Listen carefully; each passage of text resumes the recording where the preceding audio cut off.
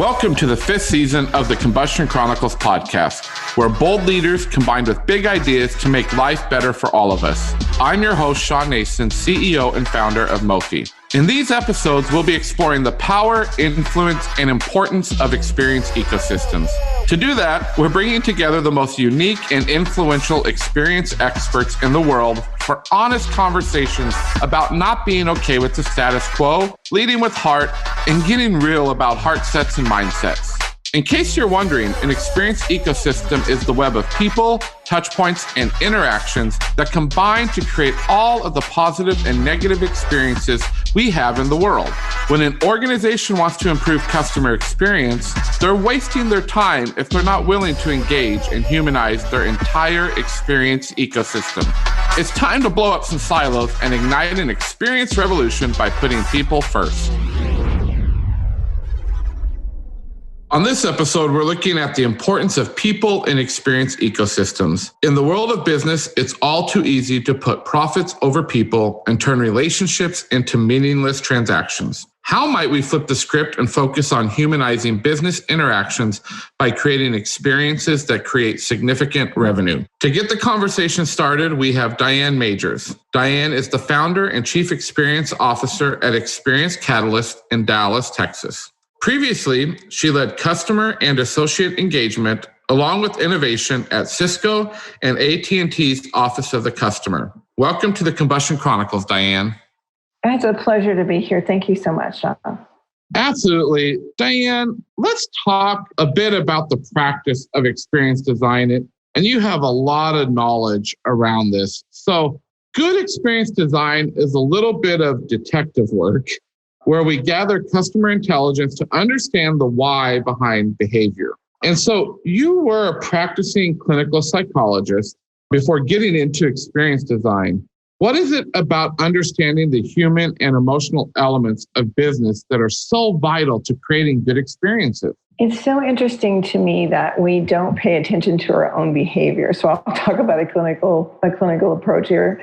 When you think about, and I ask you to think about your own experiences that you have, whether you were shopping online or you went to get your car repaired or you went to a restaurant. When we have experiences, they are attached to an emotion, whether it's, hey, I really liked my meal, I had a great time there, or I got super frustrated at my auto dealer. I thought he was trying to rip me off. I'm never going to go back there. And those emotions are really what drives our behavior. As a matter of fact, it's only about 15% of our behavior is based on rational thought. So it's really those emotions that drive behavior. And so when any executive asks me what emotions have to do with experience, I have them tell me a story, and then I connect the dots for them that everything a brand does, from how you hire people to what you do, drives how people feel. Every interaction has an emotion tied to it, even if it's a meh emotion. And those emotions drive our behavior. And when we change our behavior, it drives business results. You've also recently been doing a lot of advising and coaching with passionate, experienced leaders. What do they need the most help with? And what tools do they use for that? It's ironic that the two things that I developed the muscle on, because I had to, because it was a gap for me when I started, was being able to tell the business case financial impact, both for the company and for the customer. Now, I think what happens is we focus on metrics and, they're great, net promoter score, effort score, all great. That's not the language that our executives are using. And so I really want to make sure that the folks who I run into are talking about the metrics and they're talking about experiences, but they're not connecting to value. So that's the first. And the second is this topic that we're passionate about in design, because I see a lot of people who are identifying things that need to be fixed, even if they're proactive, and they just go create something to replace that, but they don't spend time really thinking about what you and I talked about, the emotions they're creating, really designing the experience, finding the right problem to solve. And so all of those things come together. So those are really the two avenues, ironically, a left and right brain opportunity that people really struggle with. I want to talk a bit, Diane, around designing for an ecosystem. Good storytelling is really experience design. And so the best stories wrap you in that moment or a feeling, as we've talked about, and stick with you. So when you are designing experiences, how do you think about how that story will unfold across different parts of a product or service journey in that ecosystem? I like to think about it, if anybody is a Star Trek fan out there, do you remember the three-dimensional chessboard that they had on the... That to me is what it is. When you think about ecosystem, people get a little taken aback by, oh my gosh, that's so complex. And your point about starting with storytelling for me is using stories of what a customer intends to do with your organization and the what if scenarios that come after that. So intention and looking for all of the opportunities. And there's plenty of different design techniques, but I love the what if, I love what, why, how laddering, all of those techniques that allow me to really use stories in a way that take us down paths we might not have thought of yet. You alluded to this a minute ago, and I want to come back on this, that we actually need to convert our language from CX speak. But in particular, we've got to convert that CX speak to the C-suite speak. And I really do love that. Why is that critical for success? I don't know why it is that we as experienced professionals think that we can go into asking for money to go fix something without talking about ROI. I mean, I don't know anybody else in an organization who doesn't have to walk in with that hard dollar business case. That's the first thing. The second piece is that I think that every executive will nod that, yes, they understand that a net promoter score and effort score are important, and you can correlate that to revenue. Obviously, there's a huge impact to that.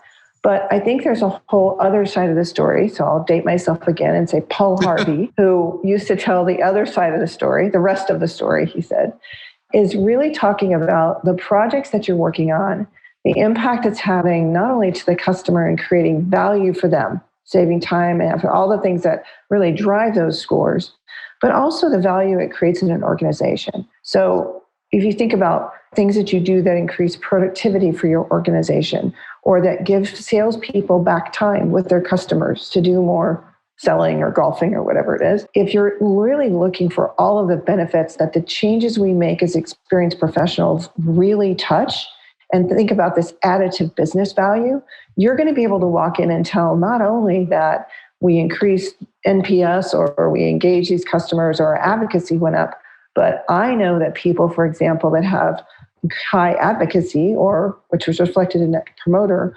also have a lower cost of acquisition. People who come in through referrals spend more, they stay longer, and they refer more, which all ties to dollars.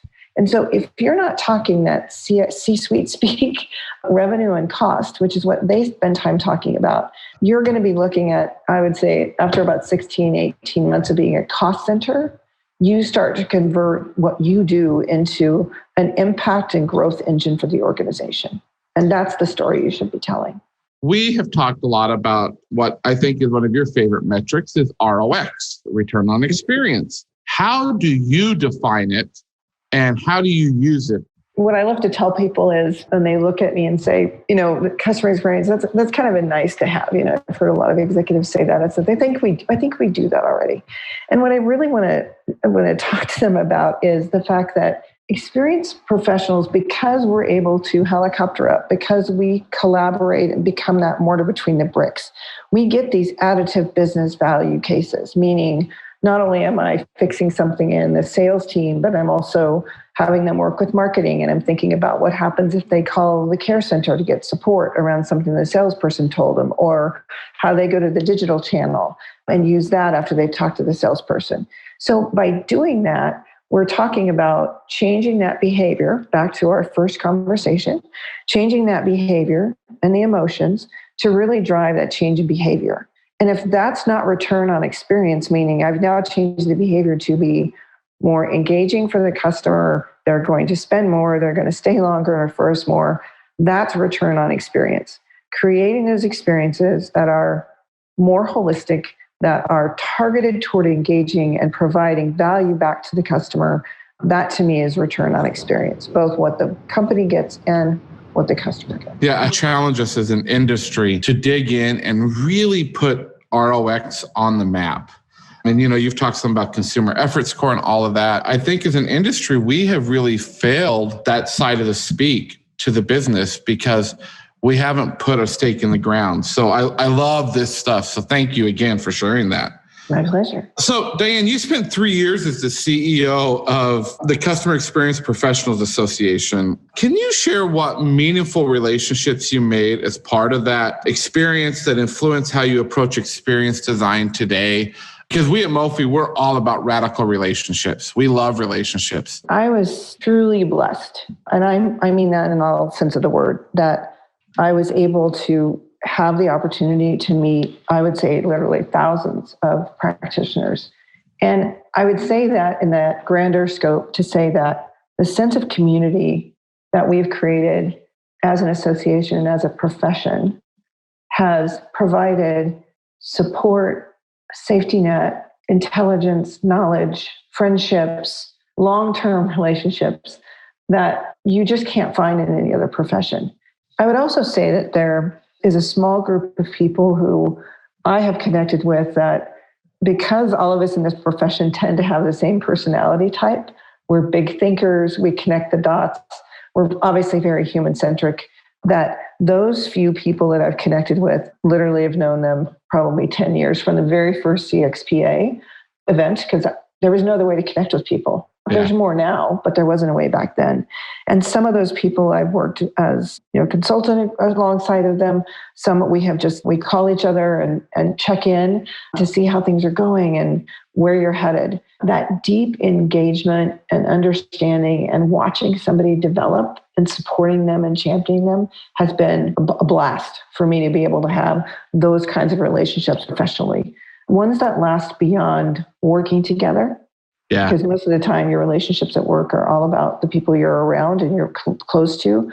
I have to do the reach out to them. I want to do the reach out to them and same. So it's a volunteer connection that works, and it's people doing the same thing and supporting each other. Well, Diane, we just released a book this year called Kiss Your Dragons, and we talk about the concept of a swarm. And a swarm is very different than what I call your tribe. A swarm is those people that you're talking about. It's past that professional relationship. It's your friends. You're there for each other. So thank you. But it has come to that time where we do the combustion questions. And these are 2 questions we're going to ask you, Diane, that are randomly selected questions. I don't know them and you don't know them. So that's what makes it fun. Just have fun with them and say what comes to your mind. So Diane, are you ready for your first combustion question? Yeah, first thing that comes to my mind, you can put a warning label on this because who knows what that's going to be. Okay. So would you rather your only mode of transportation be a donkey, giraffe, or elephant? A giraffe. And why? Because I think they are eloquent. I think they're unique. I believe that their view of the world is a different perspective. and I think it would be cool to see that. If I think about if I had the druthers, I couldn't ride on their neck. But my whole thought about that is they do see the world differently. And there's something about me when I've always kind of felt on the edge, like, am I the only one that really thinks this way? And finding my tribe, that perspective that we bring, I just think that would be my spirit animal. All right. Combustion question number 2. What do you wish grew on trees? Other than money? Other than money. Well, that's my answer. No, I'm kidding. I think those people we just talked about, I wish those people grew on trees. I wish there were more people that could get right to the heart of a conversation, from the moment you sit down. And we all have friends like that. I wish those grew on trees. But the second half of that is I kind of wish they didn't, because they're so unique and they're so special in our lives that I want to be able to appreciate them. So if there were too many of them, it wouldn't be special. Thank you for being here on the Combustion Chronicles with us, and we look forward to talking to you again. Okay, thank you so much. It was a pleasure. Let's continue our conversation about humanizing business interactions with our next guest, Stacy Sherman. Stacy is an award-winning keynote speaker, author, mentor, and podcaster about doing customer experience right. She's created a heart and science framework that accelerates customer loyalty, referrals, and revenue, which you can learn about at doingcxright.com. Welcome to the Combustion Chronicles, Stacy. Thank you so much for having me. Stacy, I am so excited. I've met you virtually, but you've created this amazing framework that you've developed at Doing CX Right. And I love that you focused on the connection between employee experience and customer experience. Can you just give our listeners a quick overview of the framework and why it's been so successful for you and for so many others? Yes, I believe that in order for businesses to succeed, it's not just about process. It's not just about price. It's about people. People buy from people. And it's the people that work at the companies that make the experiences happen. And so I believe that the best way to keep customers, have them want to refer, and provide more revenue to the business is by intentional design of the customer experience. And it is about a journey that needs to be designed and validated with real customers from the outside in perspective. And how we treat our employees has so much to do with the success of all of that. So that's the highest level I can explain, but they're very connected. If there's such a strong and obvious connection that both you and I see in this between employee experience and customer experience, then why, in your opinion, do so many companies choose to separate the two and look at them as silos? Habit and lack of real understanding of what customer experience means and that it's fueled by employees. Because if they really understood it, then they would operate differently. And I think that people like me and my peers have the chance to create this movement of change.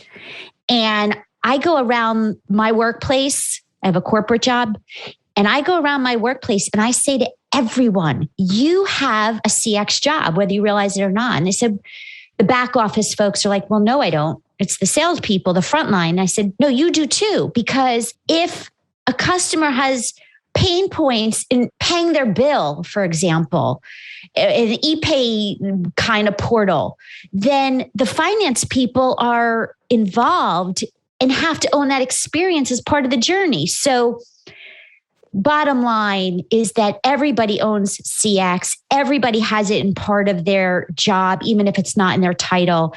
And we have a chance to help drive that movement so it changes. What specific advice do you have then for leaders who want to start shifting their organization's culture towards creating better experiences for both their employees and customers?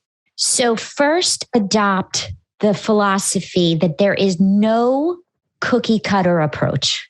You have to personalize every interaction because you're dealing with people and people have different needs and wants. So as a leader, you need to know what that is for every person, whether they work for you, whether they're a colleague, whether they're a boss, whether they're a customer buying from you. And it's about relationships and it's about meeting those needs based on what they need, what they want, not what I want. It's simple. It's about getting the basics right.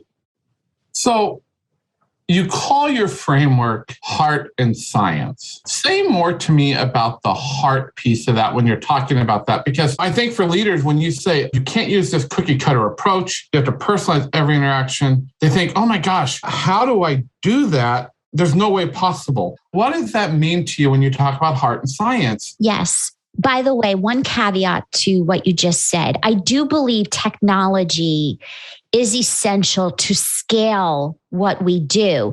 But often companies lean on technology and automation and disregard the human element. So there's got to be very clear consciousness to use technology to enhance experiences, not replace the human elements. With that said, the heart and science is about really understanding when you're designing a customer experience from how they learn about your products, how they buy. Is it e-commerce? Is it a salesperson? Is it some other method? How they learn, buy, get your product, use it, pay and get help, which we know is customer service, all of those points need to be designed with the customer at the table, understanding what they want, what meets their expectations.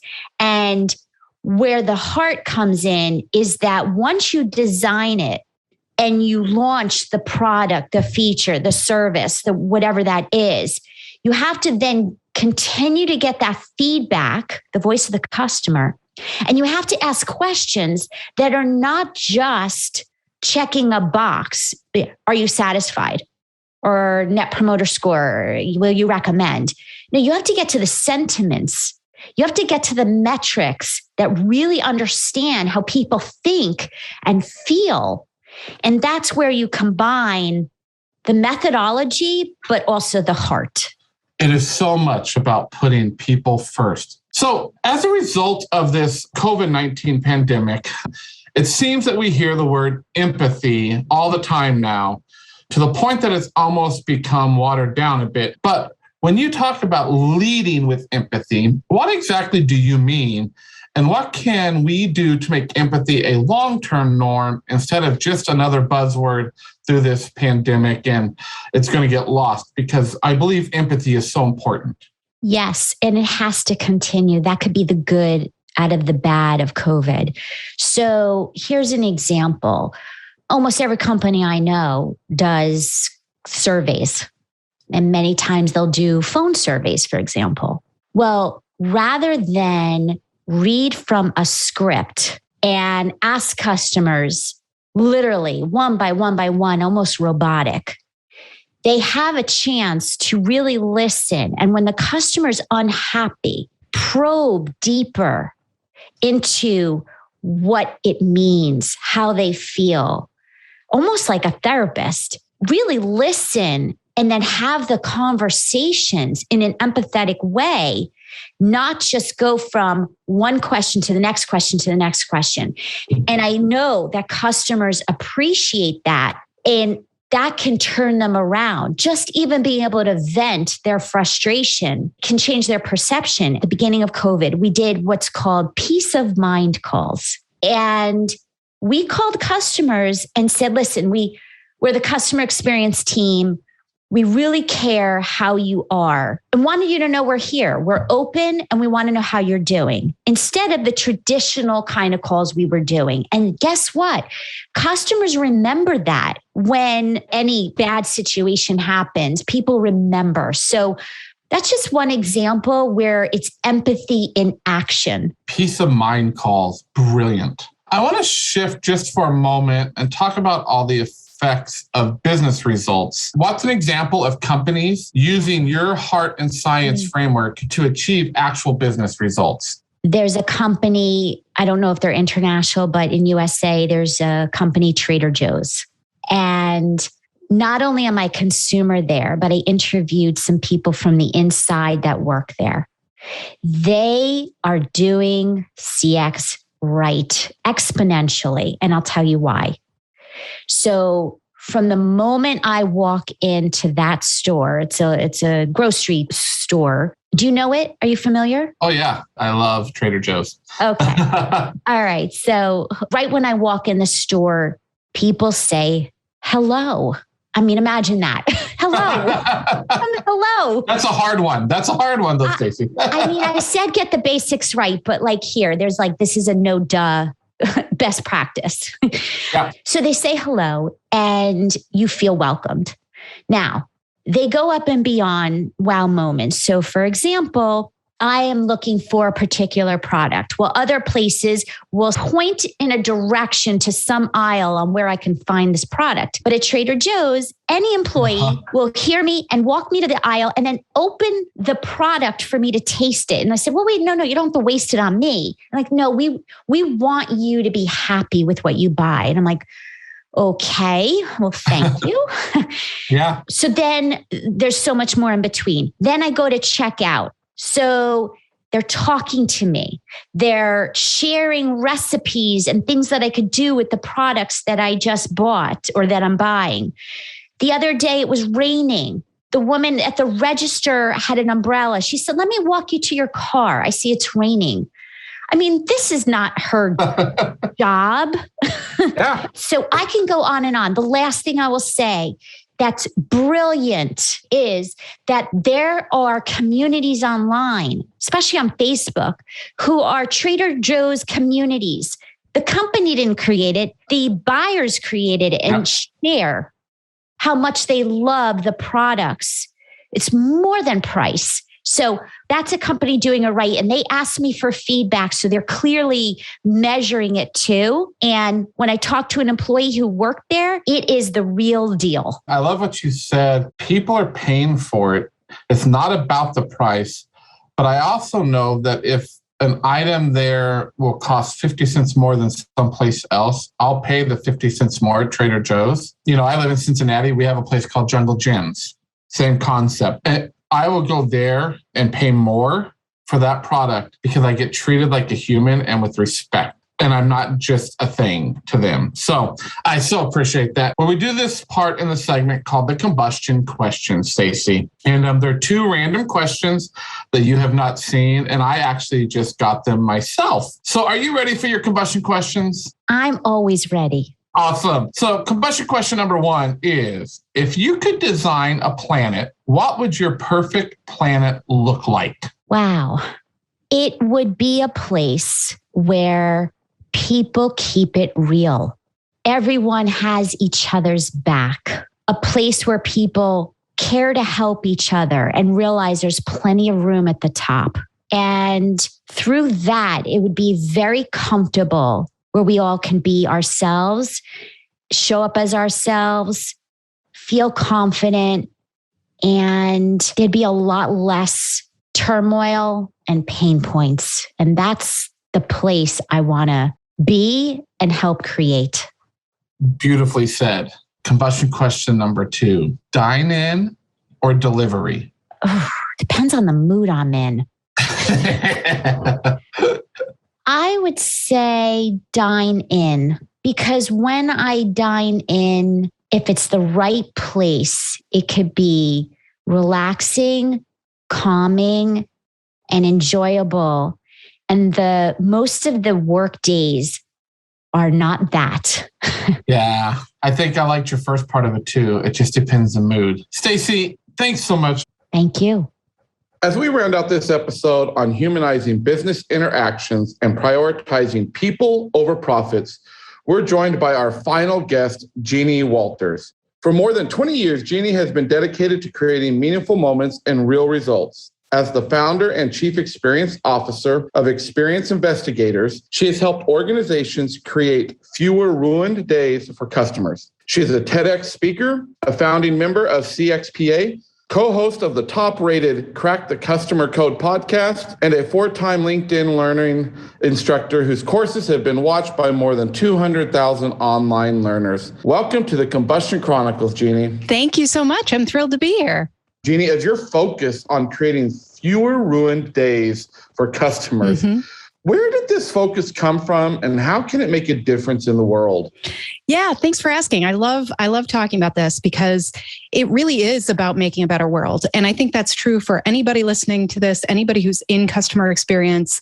That's what we're all trying to do in our own way. And that came up for me because when I started this company in 2009, somebody I'm close to, a friend of mine, she basically challenged me and she said, of all the things in the world to be passionate about, why are you so passionate about this?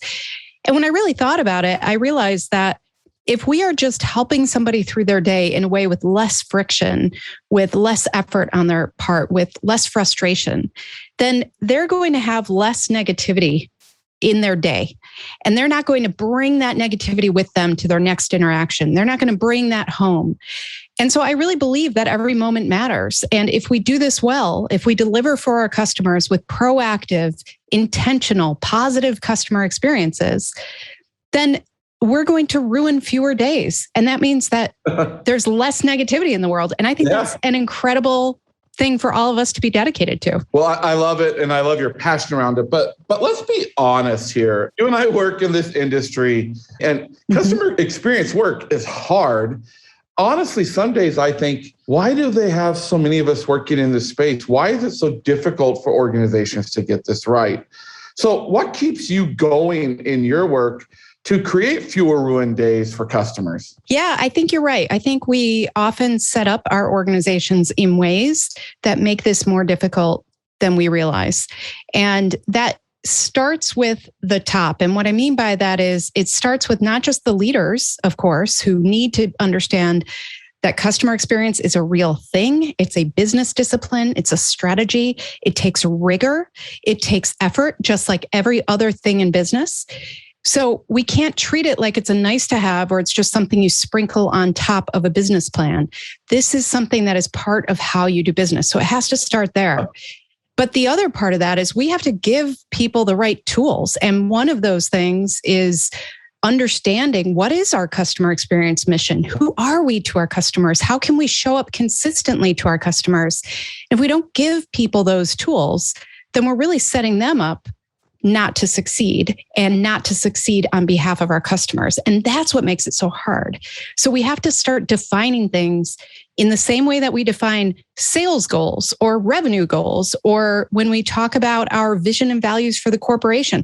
We have to start defining all of that for our customer experience from the inside out so that our people are empowered to do the right things. Well, Jeannie, I love that. And I love your, similar to our philosophy at Mofi, that it's an ecosystem, that it has to be part of a strategy. One of our dear friends, Sean Slavinsky, talks about that if you're a CEO and experience isn't in your top 3 priorities in an organization, you're missing it. Yep. And that's what I'm hearing from you. That's why it is so important to me. And you talked a little bit about, mission and values and just being part of the strategy.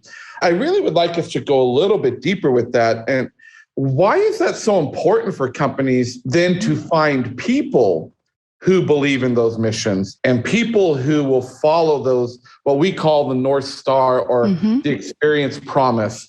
Why is that so important? Yeah, you hit it on the head. I mean, we need to find people who not only understand what that mission is, it's got different names, right? I call it a customer experience mission statement. But when we talk about that North Star, we're really talking about how are we promising that we will show up for our customers? It has nothing to do with products or services, right? It's all about who you are and who they are and who you are to them.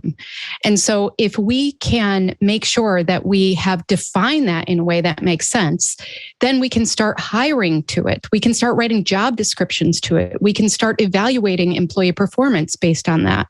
And that's what really moves things forward to get closer and closer to that ultimate vision that we want. But the flip side of that is we can't forget that we are doing this to stay in business, right? Like we can't just sprinkle fairy dust on top and say, well, our mission is to create an excellent customer experience, because then in a year, somebody's going to look around and say, well, I don't know. Did that really work? Who knows? I guess it doesn't work. So then they'll get rid of the CX team. And I hate to laugh about that because that actually happens. If we define it in a way where we say, this is our mission, and we say the same thing, Shawn, it's the North Star. And then you break that down, you say, let's define what this looks like. What does success look like here for not just our customers, but for our organization? How will we measure that? How do we know if we're making progress? And then that's something you can refine. You can make it, what happens in 1 year, what happens in 3 years, what happens in 5 years. And just like every other OKR or KPI or any other acronym that you want to use here, you have something that everybody in the organization can look at and think, okay, I get it. If we do customer experience well, then we all win as leaders of this organization. So I'm going to be personally invested in this, even if CX is not in my title.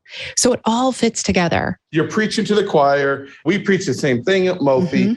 But I just always struggle with why senior leaders still struggle with it. When I worked for Walt Disney Company, it was so clear. It was so clear in the leadership there. And I was privileged to be there during the Lee Cockrell and Dan Cockrell days. And it just comes through.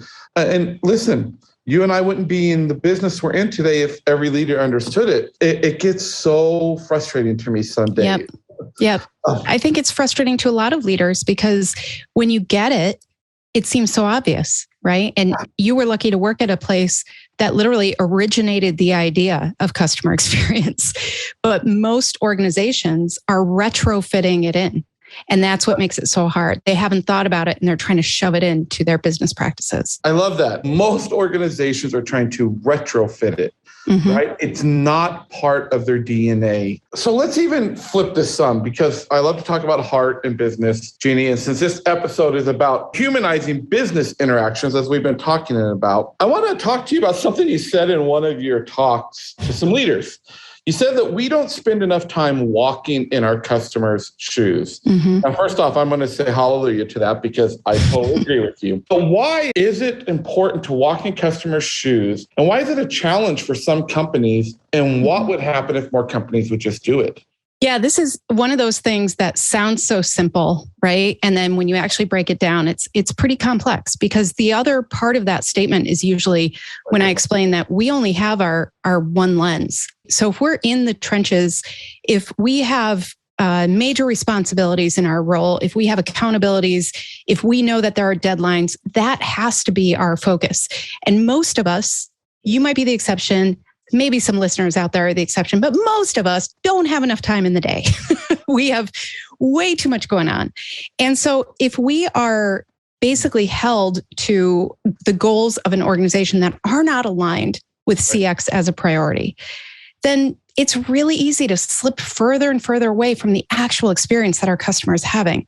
And that's why making sure that you're looking at customer experience management and thinking about it as this intentional way to apply business strategy and discipline and rigor, that's what helps, because otherwise we just get further and further away.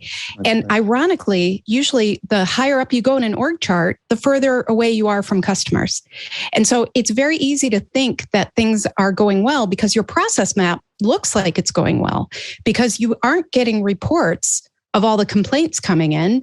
You're just looking at dashboards that tell you something like an NPS, Net Promoter Score, and you go, oh, look at that. It went up, it went down, but we don't have a lot of context to it. And so the human story part of it is so important, because otherwise we just get further and further away from the reality of what's actually happening. And it's really hard to walk in our customers' shoes when we're that far away. And this whole season has been amazing people like you preaching the same things. I want to drill down a little bit into some business results of what happens when companies actually focus on this experience ecosystem, focus on customer experience. What is one of your favorite ways for companies to measure success when it comes to CX or experience in general? Yeah, this comes down to really defining success within your organization based on your organizational goals first. So if your organizational goals are to increase, market share, or basically many, many times an organizational goal is actually about acquiring more customers. So let's take that. Let's say we want more customers. Then you want to look at your leadership and you want to start speaking their language. And so one of the best ways to do that is to think about, if we do customer experience well, what happens? Well, we get more word of mouth referrals. We get more renewals. We get lower service costs. So when we talk to our CFO, our chief financial officer, we might say, if we do this well, then we will drop service costs. That's going to be music to their ears. If we do this well, chief revenue officer who cares about sales, we will help you with those sales goals by improving word of mouth marketing, referrals, and retention rates. So you break it down in that way, because honestly, there is not one area of the organization that does not benefit from improved customer experience, including the employee experience. And right now, with what's happening in the employee marketplace, labor shortages and all, it's kind of crazy right now to keep and retain talent. So that's a great argument. If we can improve customer experience and have a better employee experience, which is part of it, then we're actually able to retain more talent and actually become an employer of choice. So you can look at any part of the organization and make a case for this, but you have to know how to measure it in terms that your leaders appreciate and that actually support those overall organizational goals. Thank you so much for your nuggets. But it has come to that point in our episode where we do our combustion questions. And these are randomly selected questions that I was just given. So I just read them for the first time, and you've not even heard them. I have not. Are you ready for your combustion questions, Jeannie? I guess I am. I guess we'll find out. Awesome. Well, combustion question number 1. What's your favorite board game? Oh, my favorite board game. I don't know if it qualifies as a board game, but I've been into a lot of card games lately. I've played euchre a lot because I'm Midwestern and we do that here. But the other one that has been fun with my family is Exploding Kittens. That one's a fun one. Exploding Kittens. I love that one. Yes. Yes. No animals were harmed in the making of this. That's right. That's right. Thank you for that disclaimer. All right. Combustion question number 2. What do you think about coffee shops? Coffee shops? Yes. Okay. I don't frequent them as much as I used to. I will say that. But I think they're great. I think that, Starbucks kind of famously said it's the third place. It's not work. It's not home. It's the third place. And I think there's a place for that. And I really appreciate the independent ones and the ones that feel like they're part of the community. It's a great way to explore if you're traveling to a new place. I love it. Well, again, thank you so much. Thanks for doing the work you do, everybody, because we need everybody in this. And it really does take a village. And I'm happy to be a part of it. So thank you, Shawn. Thank you so much for listening to this episode of the Combustion Chronicles. Let's keep the conversation going by connecting on LinkedIn, Twitter, Instagram, and Facebook. To learn more about the world of experience ecosystems, go to mofi.co, where you'll discover ideas and resources to help you ignite your own experience revolution. Be sure to check out my book, Kiss Your Dragons, Radical Relationships, Bold Heart Sets, and Changing the World, available now at Amazon. Then head over to ShawnNason.com to engage resources, a discussion guide, and information about everything from self-paced training to personal coaching. You can find this episode's recap at ShawnNason.com. We know you lead a busy life, so if you're driving, exercising, or maybe just blowing your own shit up, don't worry. We've already taken the notes for you. Each recap is filled with exclusive guest information, episode themes, quotes, resources, and more. And remember, please subscribe, rate, and review. As always, stay safe and be well.